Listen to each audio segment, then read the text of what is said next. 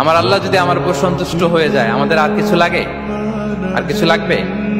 এটাই তো আমাদের এক্সপেকটেশন, এটাই তো আমাদের কামনা বাসনা, এটাই আমাদের ইচ্ছা যে আমার আল্লাহ আমার উপর সন্তুষ্ট হবে। এটা হচ্ছে পরিপূর্ণ স্তর রিজিকের। এটা যে পায় তার আর কিছু লাগে না।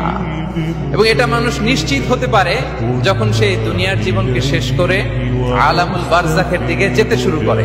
তখন তাকে বলা হয়, ইয়া আইয়াতুহান নাফসুল মুতমাইন্নাহ ইরজিই ইলা রাব্বিকি রাদিয়াতাম মারদিয়া ফাদখুলি ফি ইবাদি ওয়াদখুলি জান্নাতি।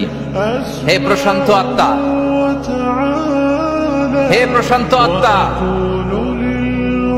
প্রবেশ করো, তোমার রবের দিকে চলে এসো, সন্তুষ্ট চিত্তে সন্তোষ ভাজন হয়ে আমার কাছে এসো, আমার জান্নাতে প্রবেশ করো। সুবহানাল্লাহ।